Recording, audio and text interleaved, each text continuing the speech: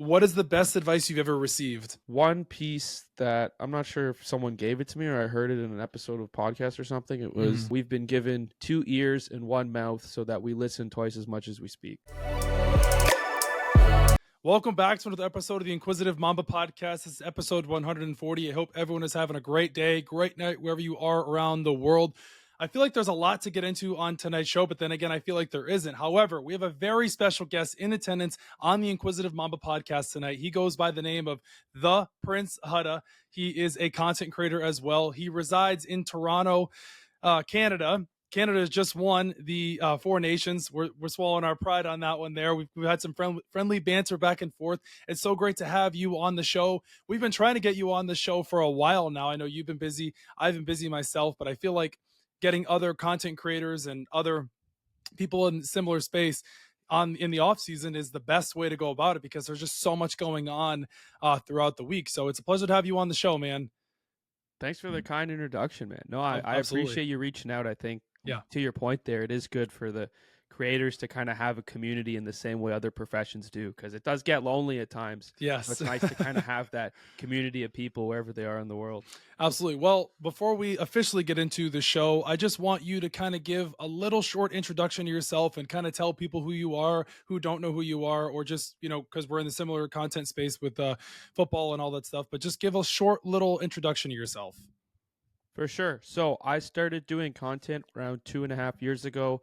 It was right when Canada had legalized sports betting, so there was kind of like a new market with TikTok and social media for sports betting. Canadian creators was not bad enough at picking to go viral and not good enough at picking to go viral, so kind of just treaded water for a bit, pivoted to more just like a comedic take on sports, whether it's NFL mostly, NHL, NBA, UFC, just kind of taking the seriousness out of the game we all love and just kind of having a laugh at certain things. So I've been doing that on Instagram and TikTok. That's kind of how we got connected, whether it's skits, memes, or just overall news stories. I had someone explain it to me as I'm like the TMZ of NFL. I'm like, you know what? I'll take that, because I love it. Thing. So that kind of perfect. stuff, for sure. So happy to be here, man, and just excited for what we have on tap today. Yeah, absolutely. So you live in Toronto, correct? Yes. So hockey is obviously huge in Canada. So did you play hockey growing up?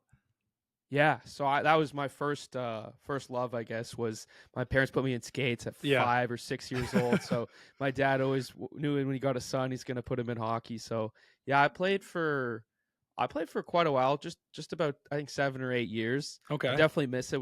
Do want to go get back out there at some point. Yeah. But it's funny you said living in Toronto. So I'm actually live very close to the Scotiabank Arena where the Leafs play. Yes. And it's so close to the arena that when the Leafs score, you can hear the goal horn in my apartment. Oh my gosh. Are you serious? Yeah. My TV's always on like a delay too. So it's like, I'll hear it, and then I'm watching the game. It's like, oh, shit, again. Can I curse on here? Yeah. Go ahead. Yeah. I'm just like, yeah, shit. Man. That's so very funny. Close.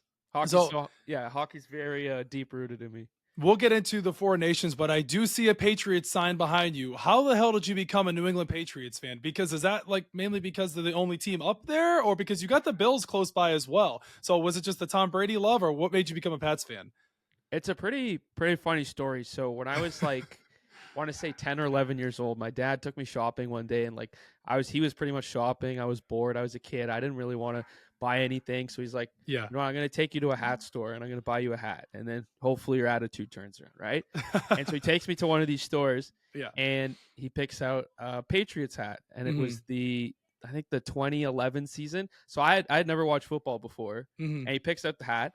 And so I'm like, okay, I guess like, he kind of told me now this is my team. Little did I know at the time they were the best team in the NFL going to the Super Bowl. I was like, oh, thanks, Dad. So I became a Patriots fan there. Brady was been my favorite player growing up on the field and then off the field with some of the stuff he said in interviews. And I will forever die on the hill. Mahomes will never be better. And so I'm a Patriots guy. A lot of people I know are Bills fans, but I think at the time when he bought me that hat, the Bills were like a really, really bad team for a while, like decade and a half ago, and so I think that's why he picked the Patriots. I mean, I was thinking about this before we started the podcast. I was like, I have to ask him, how in the hell did he become a Patriots fan? And I was like, he's blessed, because the story you just told me, We've had it amazing for 20 plus years. Obviously now we've been kind of spiraling a little bit, but I feel like we're slowly starting to come back. I know Drake May had a great rookie year last year, hired Mike Vrabel, brought him back. So exciting to see what the Patriots will do in the future, but we'll always get to hold Tom Brady, Gronkowski, and all that too, all the fun memories. I have some Patriots stuff behind me as well. Diehard Pats fan. So I yeah. saw that. That was one of the reasons I was pretty fired up when you reached out. Another Pats fan. I see that's the Butler interception, I think, It's the behind Butler you. interception. That's There's sick. the one over there behind me has the I think it's Brady and Gronk or Brady and Edelman after one of the Super Bowls. But we got to experience some heartbreaks and we got to experience some being on top of the milestone. But I feel like in our lifetime, One more maybe for you. yeah, right. I think I have I have a hat up there too. I could be wrong, but I always will die on this hill. I don't think in our lifetime we will see another sports dynasty as great as the New England Patriots did, because I think Chiefs fans tend to forget this went on for 20 seasons. The Chiefs did it for a very short time. Yes, they went to 5 Super Bowls in 7 years. However, the Patriots won 6 Super Bowls and they also dominated in basically 3 different decades. 2000s, 2010s, and the next one. So they were just so dominant for so long. Whereas the Chiefs, I just don't see them replicating that. I just don't see it. Well, time will tell. I think it was Colin Cowherd. I saw a video. I posted about it too. It's like if you split Brady's career in half, he has 2 Hall of Fame careers. Yep. So that team was like not like it was a long-standing dynasty, but it was essentially 2 different dynasties with the years and how they won with completely different teams. So I totally agree. I mean, the thing is that if the Chiefs go, not make the Super Bowl the next 3-4 years, and then they win a couple more years later, then it's still the dynasty, right? So time will tell in this scenario. Do you think, let me ask you this question here. Do you think that the Chiefs, even though they just lost the Super Bowl against the Philadelphia Eagles back in New Orleans on February 9th, do you think that you can still consider them to be in a dynasty? I think so. I mean, the Patriots didn't win every year. Right. There's a couple years in there where it's like they lose and then they bounce back. And I think that's what makes it so impressive. You look at teams that make the Super Bowl once and never get their way back there. The Falcons. Like an Aaron Rodgers, the Falcons, another one. Yep. Guys who have won one but have made it so hard to get back there. Mm-hmm. I think the Chiefs are already in a dynasty. Just since Mahomes came into the league, they've been AFC Championship game or bust every year. Yeah. And we're in year 7 or 8. So this is going on to year 8. This will be year 8 in the NFL, or this will be his 8th season playing next year, because his first season when he was a rookie, he sat behind Alex Smith for that 1 year. So I don't know. I just feel like how I see it is you have to win that Super Bowl this year against the Eagles to be considered yourself a dynasty, because no team has ever three-peated in the NFL in the modern day NFL era. Back then, I forget who did it, but before the NFL came about. But I just feel like you would have to win that Super Bowl to be considered like in a dynasty. I don't know. That's just how I see it. Like in hockey, if you want to translate it real quick, with the Lightning, would you consider that team a dynasty when they beat the Canadians and they beat the Dallas Stars, and then they went to the Stanley Cup the next year and they lost to the Avalanche? Like, is that a dynasty? Or I really consider a dynasty in hockey as the Blackhawks, they had Duncan Keith, Patrick Kane, Brent Seabrook, Jonathan Toews, that team there. So it's like, I don't know. It's one of those things where it's always going to be an argument or a debate to talk about. Yeah, I think winning the championship isn't necessarily the be-all, end-all. Like, regular season dominance is pretty good, too. Yeah. Because that means for September to January, this team's just slaughtering teams and just being on top. So whether or not they win the Super Bowl, it was like the year the Pats went undefeated and lost in the Super Bowl, right? That team is still regarded as, like, the best team ever, just simply because they didn't win. It would just kind of further put that stamp on it. Like, they were fair. Did you ever see that documentary? It was with Brady, Belichick, and Kraft on Apple TV. The Apple TV one last year. Yeah, that was a hit job against Belichick. It seemed like that's what I got out of it. Did you? Yeah, it just felt like his character was kind of put under the bus, and a lot of players I saw were like, "Yeah, we didn't expect that to be the final cut." I think the media too, what is your Prince Hudda? I think the media too, for example, they play this up so much because they have to make money off this. They have to get ratings out of it. Just like you said, some people think of you as the TMZ of the NFL. You've got to get clicks out of it, however. But I think the Brady Belichick narrative of them hating each other, like they tried to make it like it was a 20-year marriage and the media tried to make it out like they hated each other. I don't think it was as deep as that, because I don't think they would have done the roast. I don't think Brady would be going on the Belichick would be coming on the Let's Go podcast. Yes, of course, it's a business at the end of the day. It's never going to be perfect, but I think the media has made it out to be like they hated each other and Belichick tried to push Brady out the door and all this and all that with the reports. And I don't, from what I've seen, obviously their careers are over in football playing and Belichick coaching, but it just doesn't seem like that vibe. I think they had a mutual respect for one another. And at the end of the day, you're going to have problems. I mean, no marriage is perfect. Absolutely. And you think about if some of that stuff was true, that was back in 2018 or 2019. Yeah, go back to 2014 with the Super Bowl when they drafted Jimmy G and the Deflategate stuff, and they wanted to push Brady out the door, and Kraft didn't want that. No, I'm not going to sit here and say Belichick is some like holier than thou guy, and he's not like Lord Sith from Star Wars. He's very spiteful. He will do what it takes, and but him pushing Brady out the door, I don't know. I don't know if I really buy it. Yeah, I don't think so. But even if he did, my point was the fact that it was so long ago, it's probably water under the bridge. Like, they're both retired. They both look back and are regarded as the two best in their positions. You know, it's kind of like whatever. Yeah, absolutely. I got to ask you this because I saw you post a video about this yesterday. Is there actually any legitimacy to Rob Gronkowski coming back to the NFL? There's no way. Come on. So I think I've been caught in this situation before where I'll post something thinking the source is real, and someone comments, "What are you talking about, bro? That's all fake." Blah blah blah. I got like the verb getting sent out. I've been sent out before. You got sacked. I think it was about Mark Davis and the Raiders owner and that young girlfriend. It was all fake. But this one, I looked at quite a few places. So like, first you see how many followers the person has tweeting it, right? Yeah. And then he talks about the relationship between Sean Payton and Gronk from their days of Fox. And he says Gronk's training at high altitudes to better. And I'm like, now it's starting to seem legit. And I haven't received a comment. I haven't seen Gronk deny it. I haven't seen any major media outlets pick it up yet, but I did see it explode on social, and he has still not commented.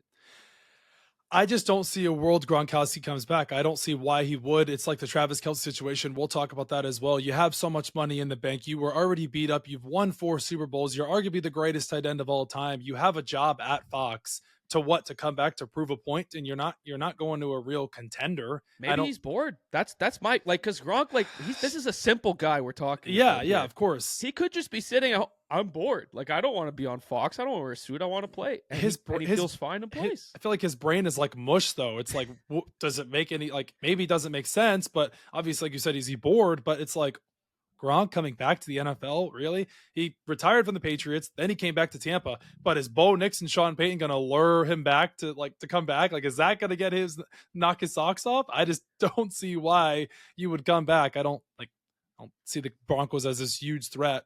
Just the love of the game, I think. Yeah, it'd be so weird though. I looked at, so he's still the same age as Travis Kelce and 1 year older than Zach Ertz. So like, he wouldn't be completely out of the water, the old guy.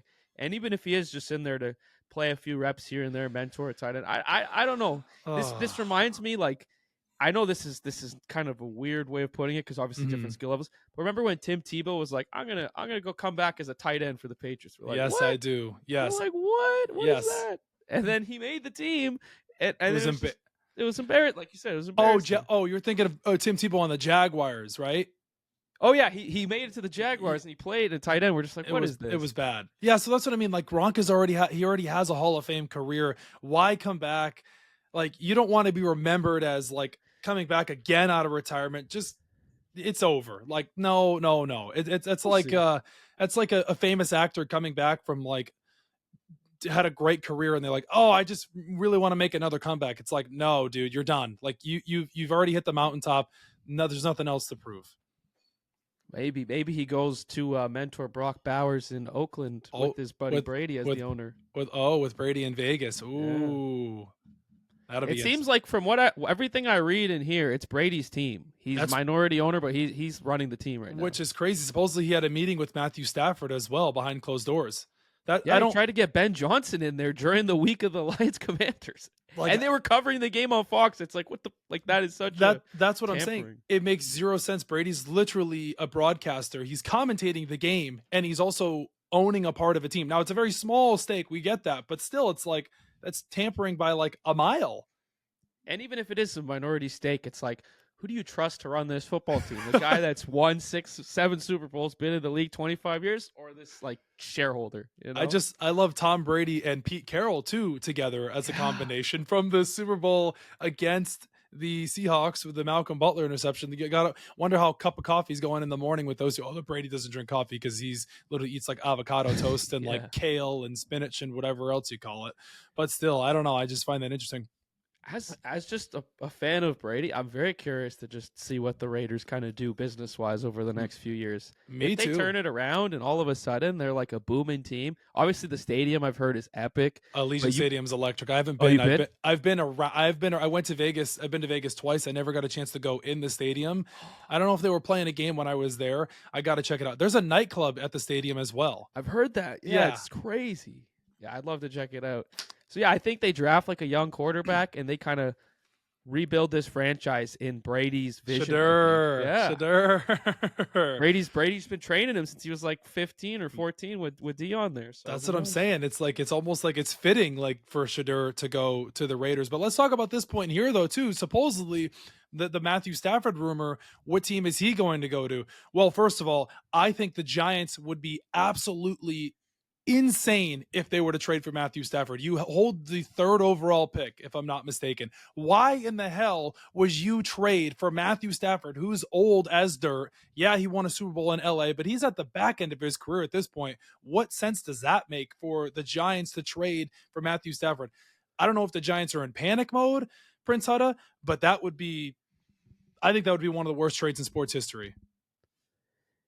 I'm gonna be honest, I didn't see the Giants rumor, but like every point you made there, I'm just like, that makes a ton of sense. Why would the Giants want to trade for him? Do they see, is this a situation where maybe the Giants draft a quarterback in the first round and then take Stafford as the guy, kind of like what Kirk did in Atlanta, and just kind of be the front runner until that rookie's ready to go? Well, so they actually, the rumors and what I've seen, and one of my really close friends is a Giants fan as well, and it's starting to pick up more steam, is it would be the Rams would trade the 3rd overall, or would acquire the 3rd overall pick for Matthew Stafford to go to the Giants. Yes. So there's been steam about this. The Giants need a veteran QB. Yeah, the biggest story right now is Matthew Stafford picking up buzz to the Giants. So the Giants would trade their 3rd overall pick to the Rams. If the Giants did that, I would be dumbfounded. However, the Giants have made a lot of stupid decisions in the past few years. I mean, obviously letting go of Saquon, you could say here nor there about paying running backs or not. But if the Giants were to trade for Matthew Stafford, that would be horrendous.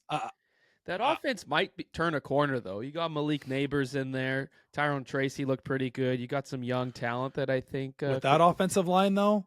Ooh. Yeah, you got to rebuild the line, but there could be something there with Neighbors and Stafford. Just offensively, maybe not defensively for the team. I just think Stafford wants $50 million a year. The Giants would line up to pay him that too. See, if this happens, you have to think back to last year, or the year before, when Rodgers went to the Jets and the Giants.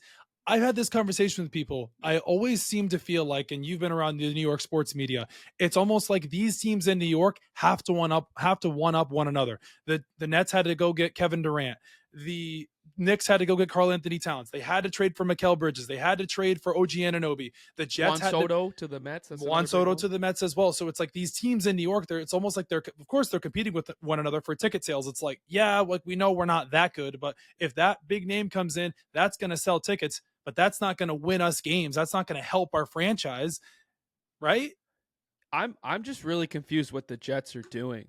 I like you mentioned, like the Giants, it just feels like they have more, as crazy as it sounds, they have more competent people with Dable and a couple of the guys in their front office. Obviously, they made the boneheaded Saquon decision last year. Yeah. But the Jets, it feels like they bring in Devontae Adams for a couple of draft picks. They give Rodgers whatever he wants, and then he's finally showing signs of playing decent, maybe not the level he used to be, but a 40-year-old quarterback coming off a torn Achilles is finally starting to play to the level that you would want to see, and you're giving up on him. Like one more year, I think, would have been what the Jets should have done, or should still do if they have a chance. totally understand where you're coming from, but I think at this point now with Aaron Glenn, he wants to take over. It's his team now. All that stuff that went on with Robert Saleh and Jeff Ulbrich and the Rodgers saga, let's just revamp. Let's just get rid of it, because at some point, like, I mean, if it's not this year or the next year, like, Rodgers is definitely on his way out. Now, we don't know what team will sign him. He's potentially linked to the Steelers, the Titans, the Vikings. But if I'm the Jets, I think the Jets just need to rebuild as a whole, because you haven't been able to get to the mountaintop. The Jets haven't made the playoffs in, 16 years or something? The last time they made the playoffs was the Mark Sanchez AFC Championship game, I think, or the playoffs. I think that one, when the last time they made the playoffs was with Mark Sanchez. So it's like the Jets have been a laughing stock. It's like it's weird too, because they have so much talent as a young core. Quinnen Williams, Sauce Gardner, Braylon Allen, Breece Hall. Who else is there? What's the guy's name? Reed, Jermaine Jackson, Jermaine Johnson. Yeah. Garrett Wilson, excuse me. So it's like there's a lot of talent there. It's like maybe, just maybe, Aaron Glenn can fix those guys. Devontae Adams, I don't know what they're going to do with him either, if he's going to get traded or not. I'm sure they're a package deal. I'm 100% certain they're a package You would think, deal. because where else is Devontae Adams going to go? He's not going to go to another team if it's not the team that Aaron Rodgers isn't on. That's fair. Well, here's a crazy conspiracy. Mm-hmm. I don't know if this will ever happen, but let's say the Raiders draft a quarterback, whether it's Cam or it's Shedeur. Yep. What if they bring in Rodgers to kind of be that mentor for that quarterback for the first year? Brady and Rodgers, you know how close they are. Obviously, mutual respect through battle with Rodgers and Pete Carroll. I mean, that they would bring back crazy. But they would bring. I texted my friend about this a week ago. But they would bring back Devontae Adams.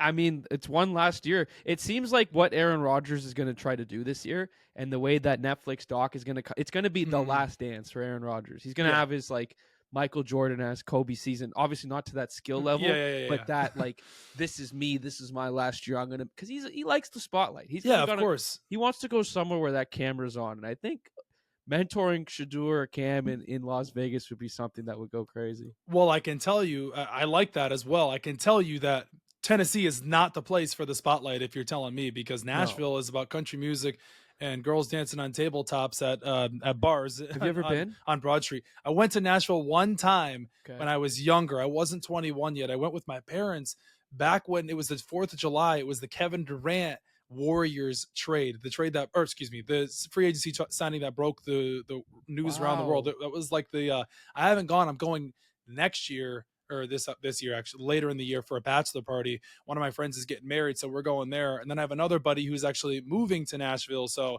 I definitely want to check out Nashville now that I'm over 21. Have you been? I've heard it's epic. No, I've never been. I've just heard from. So for me, like, I like all kinds of music, but like for me, country is like a no. I can't. I'm not a big fan. Oh no! And I've heard, like, if you don't like that, you're not gonna love Nashville. So I got to get over that before I can make this trip.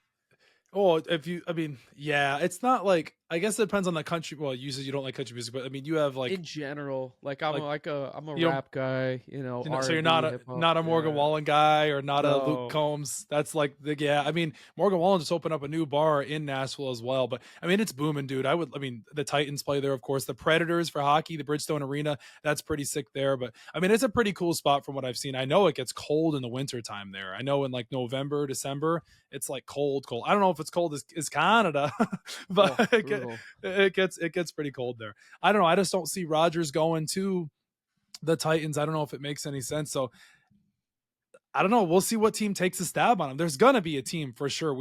Maybe the Steelers. I don't know. It doesn't seem like they're gonna bring back Russ. Back. I could see that. They don't bring Russ.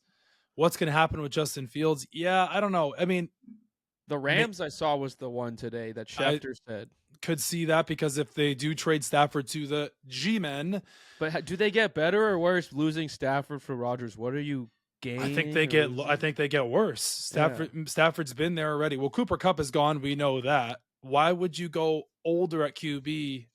Rams were like a fourth down conversion away from beating the Eagles. Or beating the Eagles. I think they would have beat the Commanders and they would have been in the Super Bowl. That's what I'm saying. So it's like, they're not far off. Like the Rams are always going to be competitive as long as Stafford and McVay are there. I remember a few years back, their whole rumors were McVay is going to leave the Rams and go to Amazon. He's going to join in the booth, and then they went what 10-6, 11-6 this year. They crushed it. They just like when they're not injured, you have a healthy Puka and Cooper and Kyron, all these guys. It's just they're scary with that offensive mind in McVay. So you get rid of Stafford and you get Rodgers, or you don't get Rodgers and you get rid of Stafford, and what do you do from there? Jimmy G's the backup right now.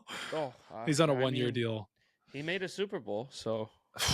Oh my gosh, I don't know. I would be shocked to see if Aaron Rodgers to the Rams. I could totally see that though. Southern California, he's a big California guy. He went to Cal. Family lives out there. He trains there in the off season. He's not a family man though. No, he's not. No, I don't know if you saw the documentary. I haven't watched it yet. Yeah, he's not a family man. I haven't watched it yet, but I know about the doc and I know about like his family because his brother Jordan Rodgers. I don't know if they mentioned him in the doc as well, but he played for Vanderbilt. He was on the Bachelor, Rhett. So yeah, I mean, and he works now for ESPN. He does college football commentating as well. But I know him and Aaron Rodgers are not close. I just know like they're like this. I remember when his brother Jordan was on the Bachelorette, the show got rid of the pictures of the family. They didn't show anything of them. Like it's weird. So yeah, it's very weird. Yeah, no, I don't want to spoil the doc for you, but there was a bit of that Bachelor drama that was on there. So definitely check that out. I definitely got to watch it. I haven't gotten a chance to. I watched I'm watching Core to Gold on Netflix right now, the Olympics from the summer, the 2024 the basketball show, right? Yeah, that one's pretty good. I watched Starting Five on Netflix recently. They like kind of go around and they show some NBA players like they did with receiver and quarterback. That was cool. But yeah, I'll definitely have to check out that one. The new Kate Hudson basketball movie, I forgot the name of it, but that looks pretty good on Netflix. I don't know if she's a owner of a team or a GM, but I have to watch that as well. I forget the name of it, but it just came out a couple days ago on Netflix. Good to know. So yeah, definitely I'm a Netflix guy for sure. I just finished Yellowstone, so I'm looking for I just started watching 030 is it called on Netflix with Robert De Niro. It just came out. It's a political show. Is it 030 or is it? I think it is. I wrote it down. Here it is. 0 Day. Excuse me. It's called 0 Day on Netflix. From what I've watched, I'm only into the first episode right now, like halfway through it. It's pretty good. It's got like a political twist to it. He was the president. There was like a bombing in the first 10 minutes of the show. I like that. Start off hot. Yeah. It like starts off right with a bang. Yeah. Yellowstone. I loved Yellowstone. Oh man. Great. Oh, that's great. I didn't keep up with it online, so I didn't know that. Well, spoiler alert for anyone that hasn't finished. John Dutton died, but he left the show. I didn't know. Like I was just like, because for me that was just from episode 7 to 8. Yep. I'm like, what the? I didn't realize there was a 2-year gap in between those episodes where he quit the show. Yep. So I was just threw me for a loop. But what an amazing show! A great show. Yeah, there was a lot of controversy about that show with John Dutton and Kevin Costner. Now he did his own little Yellowstone thing on Fox. I didn't watch it. I saw the trailer. Yeah. I haven't seen it yet, but I'm like, man, this guy definitely has something up his sleeve. But yeah, it was very awkward how they ended the show. But I don't think the Yellowstone show or the show is going to end, but not the show itself will end, but there'll be other things around it. Like I think they'll do some spin-offs or stuff like that. But it was very interesting that how they ended it, and they didn't even show him. That was the craziest I know it was part. like what I was literally by myself in the apartment. I was yelling. I was like, "What? They killed!" I was freaking out, and then I looked online. Oh, this is why he left. Blah blah blah. It wasn't like I'm like, why did they think of this? Now I get it. So yeah, it was definitely interesting. But I got to ask you this one because this is like the rumor mill around like the pop culture NFL news right now. What do you think? Do you think Travis Kelce is going to retire? Great question. I hope not. It was a tough kind of last year. If that's your last season, last game, I saw it came out. He was really sick during the Super Bowl. Mm-hmm. So I'm sure he wants one more crack at it. So I think he comes back, but I don't think he Like, I think, remember Gronk's last year in Tampa? Yep. Where he wasn't playing full games. He was kind of in these red zone packages and playing in playoffs. I think it's something similar to that for Kelsey this year. Do you think Taylor Swift has any effect or impact of him coming back? Yeah. Well, see, the problem is like on social, all of my biggest videos are leaning into the conspiracies about Taylor Swift and Kelsey and all this. What's the conspiracy theories? Oh, like she's bringing up NFL ratings. They need to keep her at the game as much as possible. That's why the Chiefs keep winning, so they can have her on TV X number of times because NFL social blah, blah, blah. There's a lot there. There's a lot. That's a whole other episode. But yeah, like I've read it. I don't necessarily believe it, but on social, you really got to have an opinion one way or the other. So I'm gonna rally with the side of the Chiefs haters and do that. But if you're asking me honestly, I don't think so. I think she's not even she's so much higher than him on the totem pole. She's got other stuff to worry about. She ain't influencing his decision at all. I just don't. I had this conversation last week on the podcast. I just don't see a world why Travis Kelce would come back. I know the way you finished the year wasn't the way you wanted it to, but just the way he talked about it on the New Heights podcast 2 episodes ago, he said, my body, I feel like, can only handle so much. We've been to so many Super Bowls already. You're playing an extra 3 games a year because you're going to all these AFC championships and all these extra games, and Hollywood is waiting for him. So it just, does it make sense? Obviously, like, you can love the game of football, and do you want to leave $17 million on the table when you probably have $100 million Hollywood deal waiting for you in the wings? And I don't know. I just don't. I mean, from what we've seen so far, it doesn't seem like he's coming back. But then again, yesterday, the Chiefs GM Brett Veach said at the combine that he's 100% returning. Okay, good. I think it makes sense. And even for the Chiefs, like, they're free agent receivers this year. Juju, Hollywood, Hopkins. Yep. There was one more name in there. I don't remember. But basically, their receiver room's getting cleared out. Well, you got Xavier Worthy and you got Rashee Rice coming back as well. They'll probably draft another receiver, but you need like a guy that on third and we'll see if Rice or Worthy can be that guy where it's like 3rd and 4. Mahomes always knows Kelsey's open. Red zone, he knows Kelsey's always open.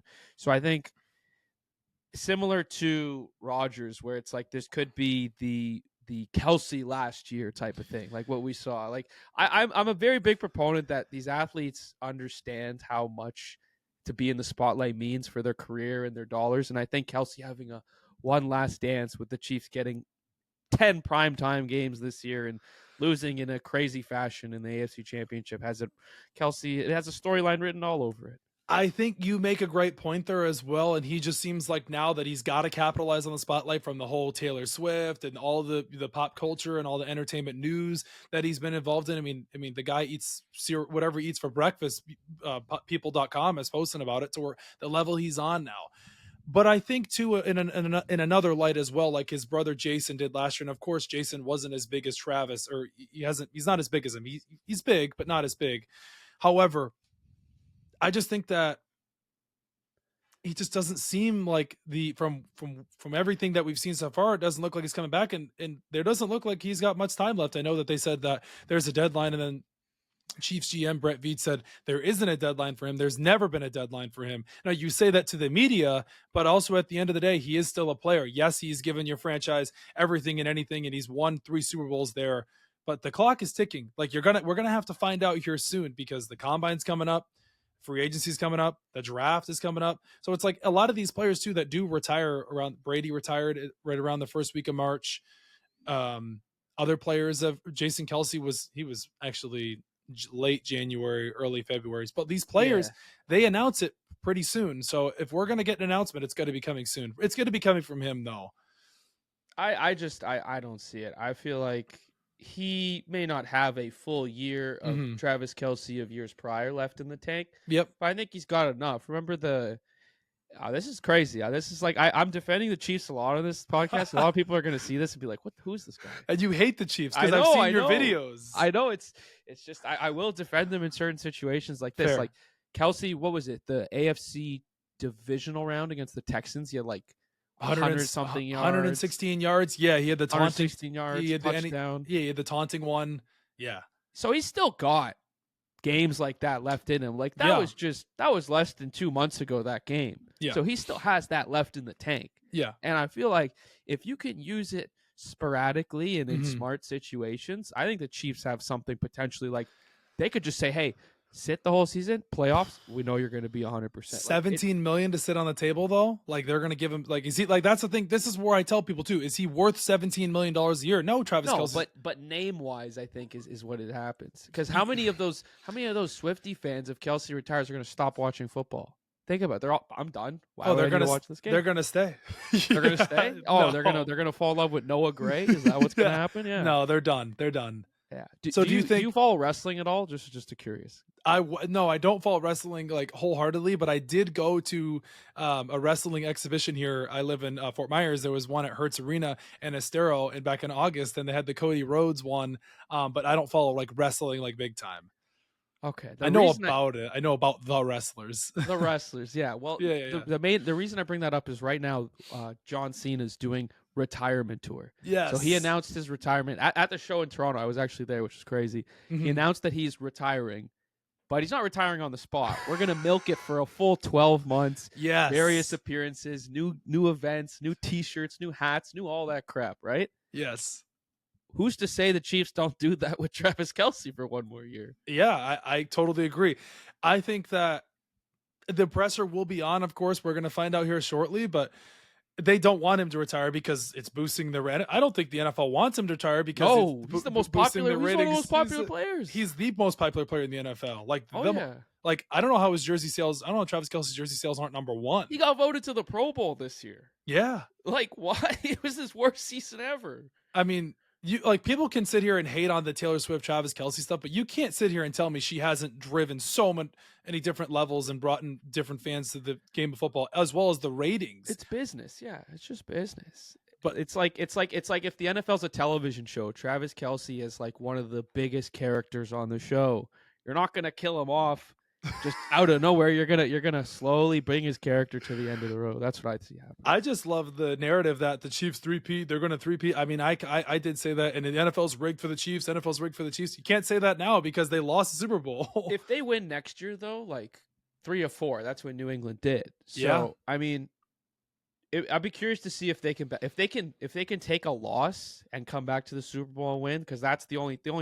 There's very few teams we've seen do that, with the Patriots being the main one in the last decade or two. The Patriots did it. That's what the Seahawks won one and then lost one, right? So they didn't. They did it the other order. Well, so I just truly think that Kelsey's got one more left in him, and if the Chiefs can pull it off again, I think those GOAT conversations are going to start coming up organic. It's so stupid, but they're going to come up again. 100%. Again, the Eagles are like dream crushers, man. There's like you're about to like ask this girl out on Valentine's Day, or you're in high school and like it's like the girl and you're like have a big crush on her, and then she just crushes your dreams. Like the Eagles did that to the Patriots. They did that to the Chiefs. It's like they're just skull crushers, man. Yeah, and then I hate the Eagles. Murdered the Commanders too, so those fans are probably like, "Damn, our hopes are not even like our team's a lot worse than we thought we were." I'm wearing green right now, but I don't consider it like this. It's not Eagles green though. But man, I hate the Eagles. My co-host on the podcast is actually a diehard Eagles fan, like Couch Reports, and I have friends that are Eagles fans, and I hate the Eagles like with a passion. You beat my Patriots, so. Never going to have any respect for that fan base. Their fans are just ruthless. I don't know if you've encountered any or run into any on social media. Their fans are the worst. Like actually the worst. Like the Eagles have the worst fan base in all of sports. And I tell them this all the time.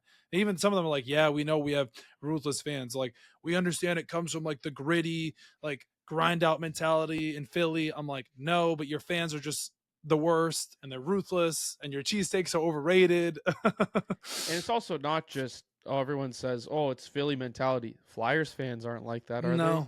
76ers fans, I don't think. It's just Eagles fans. It's just Eagles fans. It's not the city's fault. It's your guys. Yeah. It's just Eagles fans. That's it. I mean, now that I'm wearing green, I probably want to take this off after the podcast. Yeah, right? No, right? Hogan that shit off. Yeah, exactly. So, yeah, let me ask you, though. Who do you think the worst fans in all sports are? Oh, Montreal Canadiens. Really? I mean, obviously, no. I think, for me as a Patriots fan, there isn't really like I live amongst a lot of Buffalo fans. Yeah, and I think they kind of respect we did what we did, and now it's their time to do what they do. So a lot of people, it's kind of just it's not as big of a rivalry anymore, because the thing about rivalries, it's like we go back and forth. Yes. I think Eagles are up there, my first cousin, he saw that Mark Wahlberg movie where he played for the Eagles, and I love that movie. he became an Eagles fan because of that. I So that's love his that team. movie though. I have a picture. I'll send it to you after the show where I went to Rosewood Bar in Philadelphia and I took a picture with the Papali sign. I walked into that What's bar. the movie? I want to watch. The I haven't seen Invincible. it. You The have Invincible. to watch it. Okay, You write yeah. that down. It's a great The movie. Invincible. All right. Okay. See, So that's why that's his team. The Eagles. but that movie though, it like shows how gritty they are. I understand every fan base has rough every fan base has rough fans. Totally understand. Like Patriots fans, some of them are extremely ruthless. They're very passionate about their team. Steelers fans as well. But that Eagles Ravens fan that Ravens, thought, yeah. But Eagles fans are just predominantly known as just like the worst. Like in the movie, they show it. However, that is a great movie though. I'm gonna watch it. Right now, I have a bad ankle, a damaged ligament. I heard it back on New Year's Eve, so I'm actually in a walking boot right now. However, though, when I heal up, I want to play backyard football like they did in that movie. I'm not spoiling anything for you. Like they did in that movie. Let it rain, shirts off, guys in the yard. They were playing, I think, in like dirt, concrete, or whatever. Dude, that movie just gets you fired up, man. It just makes you up right now. I want to watch this movie. It just makes you want to run through a brick wall. Another good miracle, like. Of course, I know you're Canadian, but Miracle, classic. Our hockey coach used to make us watch that countless times. Again.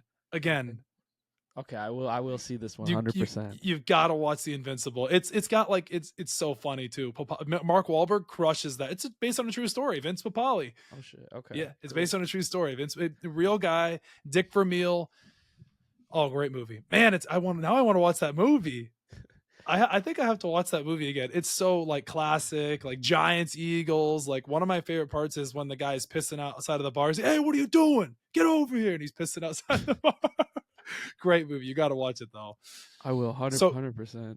So Canadian Montreal Canadian fans are the worst. Montreal. Well, it's just so it's funny because as a Leafs fan, it's hard to ignore everyone outside. Like there's 31 fan bases that hate you.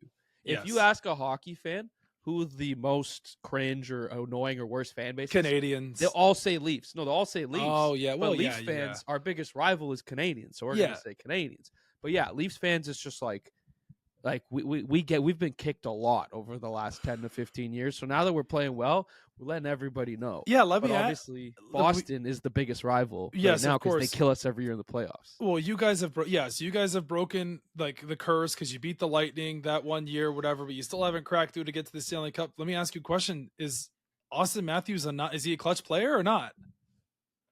Again, it's tough because he was injured last year in the playoffs. He has a habit of not showing up in the playoffs. Yeah. But during the regular season, that guy's just an absolute machine. Yesterday, I don't know if you saw, he had like a crazy pass to Marner to win in overtime against Boston in Boston. But my only concern is he's not 100%.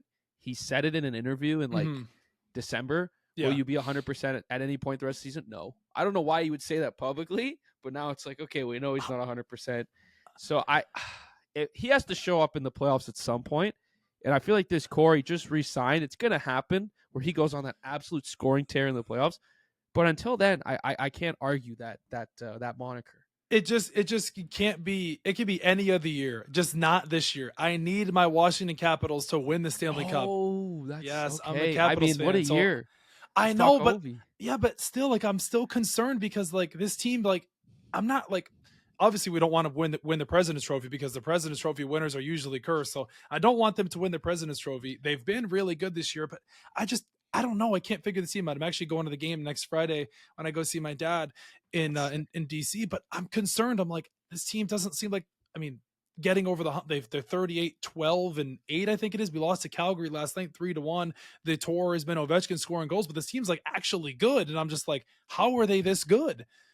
I didn't really understand why they were in first. Like I remember, I think early in the season I was pretty locked in NFL, so I wasn't paying a lot of attention to hockey. Yeah, I'm like, fuck, the Capitals keep winning. No, they're really fucking good. Like they're actually a good team. So I'm just like, how? Dylan Strome, born and raised Lauren Park, Ontario, where I used to live. So pretty cool to see that. Yeah, but yeah, I don't really know because like Ovi was out for what 6 weeks. Yeah, he broke his fibula, so he was out for. I think it was like something like that. And they're still in first. It's like it's unbelievable. We're still in first, but this is what concerns me though: is when the postseason comes around, these teams play a lot different. However, though, the Capitals' goaltending has been electric or been superb with Logan Thompson I know Charlie Lindgren got hurt, but Logan Thompson, they got him from the Golden Knights, and he's been lights out. So it's like, Who would you guys get first round? What, like Rangers?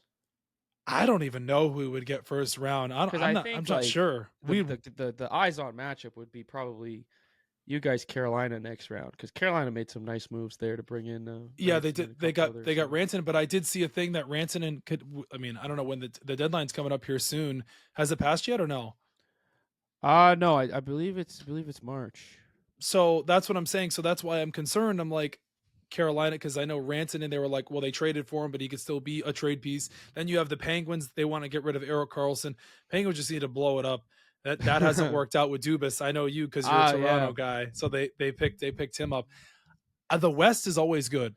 I mean, the Avalanche are going to be right there, of course. Dallas is going to be there. I like Dallas. Edmonton, of course. I like Dallas a lot. They're just every year I like whenever, because like you always look at the value, and I always try to make like a future bet.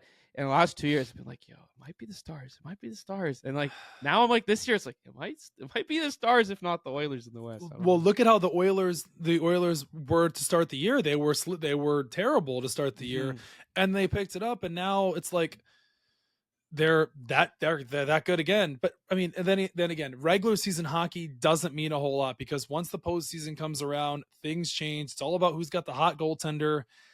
I would love to see the Capitals win. You guys have the hot goaltender. I know. I'm just not confident in the Capitals. I don't know why. I just feel like, I mean, and then again, I wouldn't be that mad, but it'd be so cool to see Ovi and them cap it off with a cup. But if he breaks Gretzky's record, that's my Stanley Cup this year, which he's going to, but that's going to be my Stanley Cup. Right? He's got 12 more. He had a hat trick on Sunday against, who did they play? I forget who they played. This game too. Was it Pittsburgh? Pittsburgh they played on Saturday. Edmonton on Sunday. That's who they played. And then they played Calgary last night. So he's got 12. He's 12 goals away. That's amazing. That's amazing. You got to time your trip that it's you're in DC when it happens. I wish imagine if he could score 12 goals in 9 days. I don't see it. I mean, he scored 8 straight goals in 8 games though. In the last 8 games, he's had 8 goals. I think he'll be at probably like 8 by that time, maybe 9. But still, will be cool to see. I mean, he's my favorite hockey player of all time. I wore number 8 in hockey. Oh, yeah, I always used to wear number 8 for the same reason. The grade 8, baby. Ovi. Yeah. I had the U+ stick. I had the CCM skates. I had the yellow laces. I did. Okay, I had the Ovechkin stick with the curve. It was like this. His curve was like this. Even though, yeah, man, I just, like I said, this is my Stanley Cup for them to win. This is my Stanley Cup for him if he gets the record this year. Like, actually will be my Stanley Cup. I'm sure he will, and I do think like teams that just come hot into playoffs. Yeah. Like, remember Florida the first year they made a run? Yeah. Like, hot late. So if Capitals keep this up, I rooted for. I'd like to see Ovi win one. I imagine he wins 2. One more. It'd be amazing. He's already got oh man, that would be so cool to see. Like, be so fitting to end the year. But I actually rooted for the Oilers in the Stanley Cup last year, not for the Panthers, because I wanted to see McDavid get a cup so bad. I was like, I don't know if you probably weren't, but I wanted to see him get one. I think, again, this is another reason people don't like Leaf fans. I was rooting for Florida because I think Canada's curse should be broken by Canada's team. I think Canada's team is the Leafs. You go to any other barn in Canada, and the road team with the most fans is always the Toronto Maple Leafs. The ticket prices are always the most expensive when the Leafs are in town. They're Canada's team, and they should break the Canadian Cup curse. Justin Bieber's a Maple Leafs fan too. Yeah, he was on that bench with them during All-Star game last year in Toronto. He was, and he just did the LA Strong thing. Biebs he's a big hockey player. Yeah, he used to play growing up, I think. I mean, I get every Canadian kid grew up playing, or at least 75% maybe.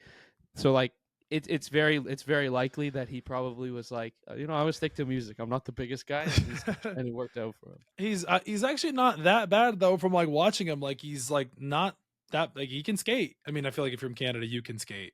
I saw there was a clip or it was either a video where like he rented a rink nearby in like Ontario and just invited his boys and played. Like, that's cool. That's like cool. Like I don't know. Have you skated on a pond before? I've never skated on a pond. Oh yeah, we used to have one near my old house where my parents lived. And in the winter, like whenever it was super super cold, it would freeze, and we just put the net out there and go. That's awesome. I haven't been able to do pond hockey yet. I mean, I've skated so much down here. Actually, growing up in Florida, hockey's like pretty big down here. You'd be surprised. I mean, obviously now with the Panthers and the Lightning, but it's actually not as like people like, oh, hockey in Florida. It's like this crazy thing. No, it's pretty big down here. Speak for yourself, I guess. I've never been to Florida when they were in it. I do remember going to a Leafs game at Mhm. Pantherland 2015 or 16, Oh wow. and it was like 65% full, and 40% of that was Leaf fans. So I feel like if you Or went to one, 60%. if you went to one now, I mean, they just won the cup last year, but it would be totally different. Like Lightning games, like Lightning, like people love their Lightning. I've heard Lightning is a bigger fan base. I mean, they won what, 3 or 2 of 3. They won two. Yeah, they won two because they won the COVID year, and then they beat the Stars. And Yeah. then back in '04, I think it was, that was the Marty San Luis, Dave Andrechuk, Brad Richards, Vinny LeCavalier. Cavalier, yes. He had that nasty shot, dude. So It if was you like, win, yeah, your fan base is gonna be bigger. But now Florida's yeah, won, so yeah, obviously they made the final 2 years ago. They win last year. They're gonna win. I mean, probably another one. yeah. I So don't think that they'll fan win. base will keep growing because they're winning. Mhm. Yeah, I don't think they'll win. I don't think they'll win this year. I just don't see it. Just I don't. Kachuk doesn't. He's not healthy and he's hurt right now. So I don't. I don't know He when was he'll on come back Jimmy to Fallon Jalen. last night. I Yeah. saw that. I was like, that's pretty interesting. Yeah, the Kachuk Bros tour has started, man. They just were on the New Heights podcast this episode that dropped today. They just did the Jimmy Fallon or Matthew Kachuk just did the Jimmy Fallon thing, like you said. Yeah. So without further ado, let's get into the USA Canada Four Oh, Nations tournament. Oh my gosh, I was so suspense. confident we were going to win that game. I was so confident. I feel like you kind of had to be, but I feel like too with Canada, you guys were so stacked. So it's like we didn't have Hellebuck, we probably would have lost that game like 7-1. That's how I feel. Like that's what I took away from both games. Oh yeah, locally everyone's biggest knock was we don't have goaltending, we don't have Right. defense. But it's like the first 2 minutes of game one where you have a McDavid McKinnon Crosby power play goal in the first minute against Sweden. You're like, holy shit, this is not arguably, it'll probably go down next year Olympics team too as like the greatest Canadian team of all time. So winning was like the only option. But when it did get to that final game, I think we think the same, where it's like they already beat us. Now they're at home. Can they beat us again? Canada was a dog, I think, odds wise, but I mean that could have gone either way. I think that I mean I wish we could settle this because we're both one. It's 1-1. Canada beat USA on USA's home ice. USA beat Canada on their home ice, and I thought it was great. I mean, the fact that it was the most watched hockey game, NHL hockey game in 30 plus years with 9.3 million viewers is insane. And because we've all been saying for all these years, for like hockey fans, like myself included, you included, other friends I know, what's the NHL doing? Why don't they market their best player? Why don't they market McDavid? Why don't they do this? Why don't they do that? Well, if they did anything correct, they did knocked it out of the park with this Four Nations because like in the grand scheme of things, obviously I know with USA and Canada and Trudeau and Trump and all that, like you want to, throw politics into it. Still, like this was a marketing genius move by the NHL to do this, by the Players Association. It was only NHL players. It'd be cool to see them do it next year, maybe different Next teams. year's Olympics, so we will see. Yeah, teams. so that's what so that'll be even better with the Olympics next year. But I mean, it got so many people into hockey. I feel like it was so cool to see. I thought they knocked it out of the park. They destroyed the NBA in their ratings there. And I thought it was awesome that they did this. I didn't even know they were going to do it, but it was cool to see. I just felt they marketed it so poorly going in. The Super Bowl, you have the largest Canadian television audience, largest American television audience, not one ad played to promote First Nations. No. Four Nations. It kind of just started. Yeah. It kind of just started and people were like, what is this? Like, I knew it was happening just locally, but like, Yeah. I don't feel like they marketed it well as like, hey, this is our places for All-Star Week. But the players, I think, stepped up and really did the marketing for them. The 3 fights on the first Canada US game, that'll be remembered forever. And then the McDavid goal and the way you guys won, like that was a game where if you have a friend or family member or you're just a sports fan and you've never watched hockey in your life, you see that, how do you not want to watch it again? Right. And the thing too about it was an exhibition game. It was, or a tournament. It wasn't even like for the gold. Like it was like, yeah, it's bragging rights, of course, like Canada's better than us in hockey, but like it wasn't to the level of like, I mean, of course people made it out to be like bigger than what it was. It was awesome to see, but at the end of it all, it was just an exhibition tournament. So the fact that you got people excited for that when the Olympics you got next year I think it's even going to be more exciting. Oh yeah, I think like just timing in the world, Canada versus USA with just everything that's going on. I don't know if you saw today. No. Elon Musk tweeted, "Canada is not a real country." Oh Jesus! He deleted it, but like it's up. It's been up. I saw it. It was either today or yesterday. So like there is some real animosity between people in these countries, and now sports is kind of playing as that like. Yeah, I may not watch hockey, right? But I love Canada and I hate the U.S., so I'm going to cheer for Canada. So it did help, I think, what was going on at the time. I agree. I think if Trump showed up to that game in Boston, oh my gosh, broke the internet. Would have broke the internet if he showed up to that hockey game. Or if Trudeau would have showed up too. Trump actually invited him on Trudeau. Was at the first one in Canada. So he pulled up, but I mean that would have been crazy if they were in a box together, like chirping each other. That would just be so good for the world. Can we say that Canada, like, they won, you guys won the Four Nations, but like we're tied, right? I do want to see a third game, so hopefully next year in the Olympics. I don't think those will be the same teams though next year. No, but it'll be pretty similar NHL teams. Do you think Bedard? Do you think Bedard makes the Team Canada next year? I don't know, man. He's a bit undersized, but playing with like these monsters. But Jack Hughes is a baby though. Like Jack Hughes played like crap though. Yeah, he did. He's very like he's not a big guy. This was another thing too. I don't know I'm sure you caught this. Why was Chris Kreider in over Kyle Connor? I was confused by that. I was like, why Chris Kreider was like pulled in the second period? I was Maybe so confused. Like international, they have different stats. I don't know. I thought these teams were weird. I thought Tavares with the season he's been having for the Leafs should have made it on the fourth line center there, but that's another thing too. It's also NHL players. Some guys elected to not play in it because I don't think maybe some of these players thought it would have turned out the way that this was going to turn out. We didn't know that USA and Canada were going to match up. Like maybe we thought, but we didn't know. Like, I mean, yeah, they were the two. Like Canada was favored to win the tournament, which I thought you guys were going to run away with the tournament. I didn't even think we were going to be as good as you guys. On paper, I think you guys had a better team because really? Obviously we're top six heavy. But you go bottom six, defensemen, and just the three goalies you had, any of those three goalies would be number one undisputed starter on Canada. You had Connor Hellebuck, you had Ottinger, Jake Ottinger, and then who was the other guy? Was it your Capitals guy, Thompson? No, crazy. No, Capitals didn't make it actually. No Capitals players played in the Four Nations. Let's see if I can pull this up. Guys had Binnington, Aiden Hill, and who was the other guy? Bennington, Aiden Hill, and then I think it was Montembeault from Montreal. That's Jeremy right. Swayman you had too. Yeah, that's a Leaf killer. Absolute Maple Leaf killer. So we had Swayman, Hellebuck, and Jake Ottinger. Yeah, so there you go. So it was about the goaltending. But if we didn't have a good goaltender, you guys would have ransacked us both the first game. Well, I thought you guys were going to win an OT. It felt like Matthews had that guaranteed game-winning overtime, and then the block. He would have been the Jimmy Fallon guy. He would have been on New Heights. He would have been Captain America if he scored that. But I had to go to bed. I couldn't watch the overtime.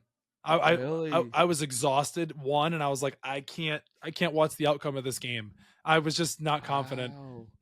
I respect that. I was out obviously filming some stuff with the group I work with called Fan First. Yeah. And so like we were like kind of vlogging our reactions. Oh, I saw. Like, obviously you're on for the camera, but then like it's not hard. Like some days you got to fake it, right? When you're feeling shit, you got to turn on. That was very easy to not fake. Like it was very easy to be. Did the bar just go crazy? Oh, it just exploded. Was that like your guys' Super Bowl? Yes. You know what? Honestly, now that you put it that way, I think the level of sheer enjoyment that hockey fans received in that moment and just the sense of pride over the U.S. based on everything going on, I think if a Canadian team doesn't win the cup this year, we can look at that and say we have this. I don't think it's a core memory. Like, do you remember 2010 when Canada won in the Olympics? Crosby. Like, that is like every Canadian can tell you exactly where they were when that goal happened. Yeah, I mean that's the thing too. When I think about this, I'm just like, we're close, but we're not there yet. But Canada has always been known for. I mean, you guys have Wayne Gretzky, for crying out loud. Yeah, I mean, I think you just had like, why could Canada win? I think as long as people, McDavid, McKinnon, Crosby, you're like, holy cow. Well, even if they don't have Crosby for next year's Olympics, like maybe if they do, he's older now. Just McKinnon and McDavid on the line together isn't even fair. Marner. Yeah, I know Marner showed up big time. I think Crosby will play next year, and then next year will kind of be his last Olympics Yeah. because like he's 30. He's 7? born in 87. I know that. So He's 38. He's 38, 37 to 38 because Ovechkin's 39. Yeah, I hope they let Russia. I know there's the political reasons they're not allowed in the Olympics. I hope they let Russia back in. Yeah, I know it'd be cool to see Crosby versus Ovechkin in the Olympics one more time. Oh my God, they'd be electric too. And they didn't even get them in the Four Nations because of the whole political stuff and the security for reasons like that. Russia's I don't nasty. understand I just don't understand why the players have to be punished for it. I understand the country has to be punished, but like you're giving these players this stage to not be on. I mean, Russia would be nasty in a Four Nations or an Olympic team. Oh my gosh. Yeah. Vasilevsky, Ovi, Kucherov. Yeah. Sergachev, Malkin. Yeah, they got some game breakers. Oh my gosh. Is Nichushkin Russian? He is, yeah. Yeah, I mean, dude, what? That team would be be disgusting. Yeah. Oh my gosh. I mean, like I said, I thought it was awesome to see that the NHL did the Four Nations. But moving on to this point here, we could talk about this before we to wrap up. The Yankees officially got rid of the facial hair rule. What the hell do you think about that? Finally! Oh my gosh! It's like I thought that was Zentel the first time I saw it, like years ago. It's like, yeah, you can't grow facial hair. What is this? And like my dad's a big baseball guy, so he kind of explained it to me. He's more of a Jays fan, but like, yeah, Joe Carter. I mean, what is that like? If I had to shave every day, I'd lose my mind. You're a beard guy.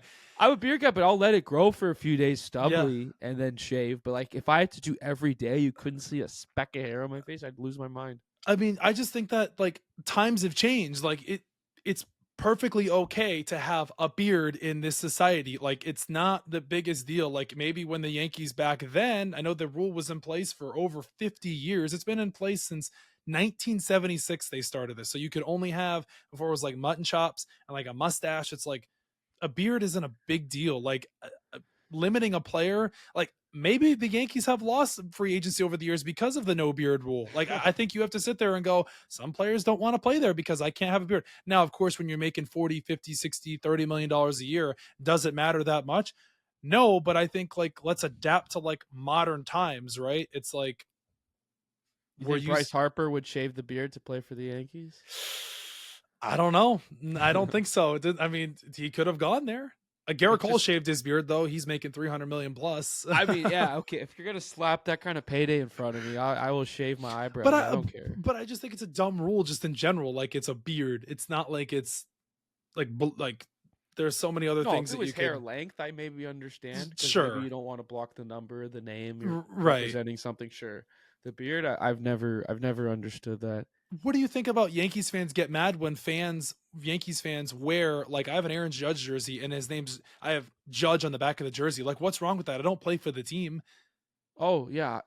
Wait, are you asking me what's wrong with wearing another person's name on your back? Yeah. Well, I've never understood that. Yankees fans get mad if like fans wear a Yankees jersey with Judge on the back, like his name, like because the Yankee players only have like just the number. So fans actually like take it to heart and think it's like disrespectful and it's like against the tradition. It's like, I don't play for the fucking team. What's the problem? That's why I hate watching the Yankees or Red Sox, because I look at the back of the jersey and Red Sox, I fixed it. I don't know the name. I'm like, okay, I know 99's Judge, but that's it. 22 was Soto. Now he's gone. Yeah, it's like I don't know why fans get so like butthurt about it. It's like I don't play for the team. It's not like it's like you're going against the tradition. It's like, no, it's not that big of a deal. It's just like, sorry, I apologize for showing my support to your team. Like I don't get that. Yeah, sorry, I don't want to wear a number 99. No, it's boring. Like 22. Like, no, I want the guy's name on the back of the jersey. Yeah, because if I see the name and I don't know baseball, I'm gonna Google Judge 99, and now I know what that is. I can't Google 99. Well, and I just think it looks cooler with the name on the back because it's hell yeah. I mean, if I'm wearing it for fashion and I like the team, I'm not gonna wear a Patriots jersey where it just says 12. I know Brady's 12, but that would be. I think now that the number is retired though from the Patriots, I think that would be kind of hard. Just 12 jersey with nothing on the back. I do think that. Yeah, 12 is retired for Brady for the Patriots. I mean, which makes sense. So honestly, like saying maybe that would be cool, but yeah, like Judge is still playing. Do you think the Bucs will retire Brady's 12 jersey? No, maybe if they need money, like if the team's bad this year, they need to sell tickets to a game. They'll do Tom Brady night or something. It's funny because the Toronto Raptors right now are terrible, So Yes. it's really been a test of their marketing strategy this season, what they're doing. Mhm. So they did Vince Carter night when they retired his jersey, sold it out. Yep. And then on a separate night, they did Vince Carter dunk anniversary night. And it's just like, come on, guys, we can sell tickets in a more ethical way than this. This is crazy. What do you think about the NFL, the tush push ban again? Because last offseason they had this conversation, and the Packers actually were the ones that put in a thing for it to be banned. But there's an injury rate percent of 0 players getting hurt on this play, but they proposed to ban it. What do you think? Should the tush push be banned or not? No, just stop it. We've seen teams stop it before. If it's not 100% hit rate. If it was 100% hit rate for 5-6 years, ban it. But if it's like 86. No, you're good. You can go. My light just died. If it was like 86, 87%, then as a fan, you're like, oh, maybe this is the one they stop. Maybe this is the one they stop. But if it was 100% every time, ban it. I just, teams just get better, play better defense. I don't understand. Like, if my team loses on a tush push, I'm not going to be like, this is a bullshit rule. Right. Cancel it from the game. It's like, they're just playing within the rules. That sucks. Oh, absolutely. As always, for my guests to end the show, what I always do is I give them 5 questions to answer. You don't have to answer them. If you don't want to, it's okay. They're nothing bad. It's just some people's like, I don't know what I really want to say. Question 1, what's one thing people might not know about you that would surprise them? I used to play the saxophone when I was in middle school and high school. I had this giant You're a band boy. sax. I was in band, and I was in music for a few years. And that's funny. I started playing tenor saxophone, and man, I was pretty good for a little bit. I wish I kept it, but man, that instrument was a giant. If you could meet one person, dead or alive, who would it be? Dead or alive? Yeah. Maybe biased because I have a Brady poster. I'm gonna go Tom Brady. Fair. What is the best advice you've ever received? Best advice we ever received. One piece that I'm not sure if someone gave it to me or I heard it in an episode of a podcast or something. It was, we've been given 2 ears and 1 mouth so that we listen twice as much as we speak. Wow, that's really good. If you could give your younger self one piece of advice, what would it be? Just be patient. I think I didn't really know what it was I was going to do for a long time until I really just started doing it. So don't be as anxious about it. Just be patient. If you could leave our listeners with one message or takeaway, what would it be? Go Pats, go. That was the toughest one. Someone hit him with that. That was good. I appreciate it, man. Absolutely. Well, guys, as always, make sure to hit that follow button on Spotify, YouTube, and Apple Podcasts. We forgot to plug this show. We got so excited to start it with the Prince Hudda. If you guys don't follow him on socials, his TikTok is the Prince Hudda. His Instagram is the Prince Hudda as well. He puts out daily content. They call him the TMZ of the NFL, but you got to have some spice in there. We covered it all for you guys. The stuff that has been going on in the world of sports, a little bit of pop culture and entertainment. I feel like there's not a lot going on right now. I feel like it's like off season. I know we have the combine this upcoming weekend, but there's not a whole lot. NFL free agency is in a few weeks here as well. But it was a pleasure to record for you guys, as always. Thank you again for coming on the show. I had a blast talking to you about some hockey. Feels like brings you back to some good old nostalgic memories. We got to hear a little bit about your life in Canada and how hockey is there. But I wanted to ask you, what's your coffee? Are you a big Tim Hortons guy or not? Because I heard that's like the coffee in Canada. I heard like that's like the go-to. I used to be like, I think they're the most convenient. Like you can get anything there now. Yeah. Like they even do pizza now, which is kind of weird, but like coffee, donuts, go-to as a kid. Yeah. They have the most locations. So if you're going to get a coffee, go there.